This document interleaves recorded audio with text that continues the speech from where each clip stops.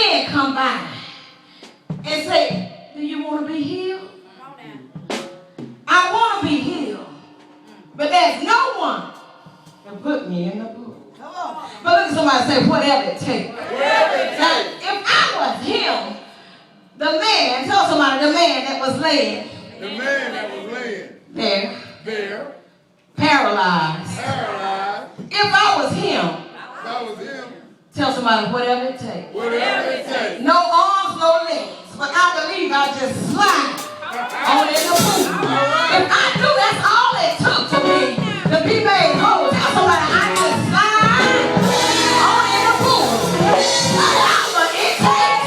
See, some of y'all don't realize that's why God lets you get in an uncomfortable position because He's trying to push you to that. Whatever it takes.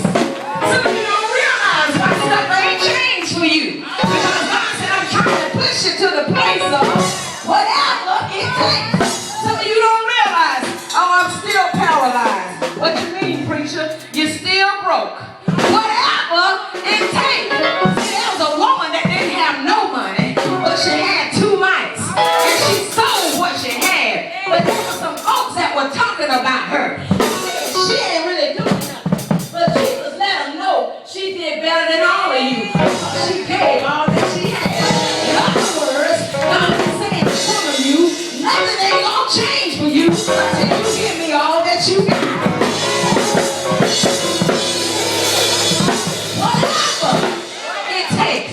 The scripture says, I'll let nothing separate me from the love of Jesus. Who's stopping you from serving God? Who is it? Who is it? Tell somebody, whatever it takes. Sometimes you just have to do like Samson, and you just gotta shake yourself so that you can realize that, ooh, you belong to God.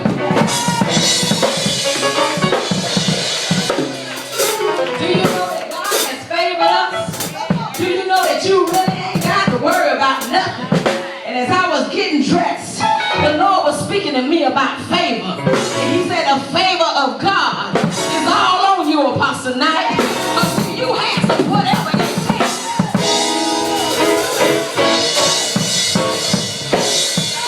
How you gonna make it in ministry?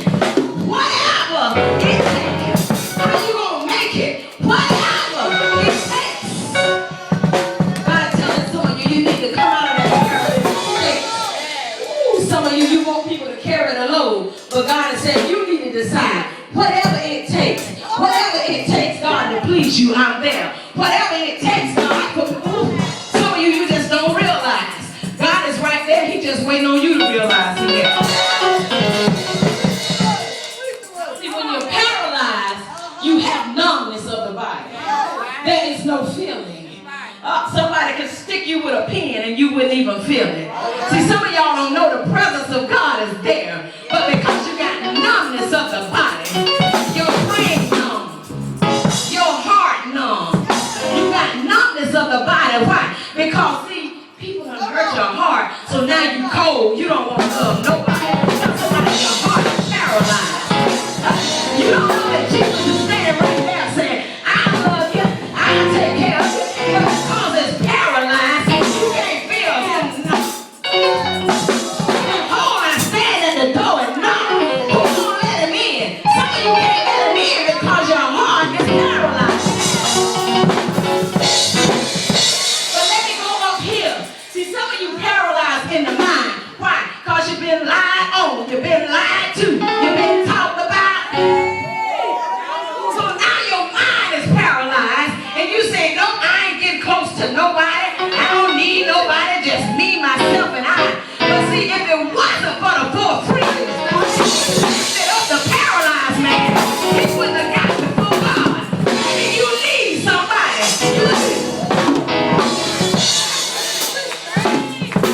Who am I talking to in the night? I just want to be by myself. I don't want nobody. You need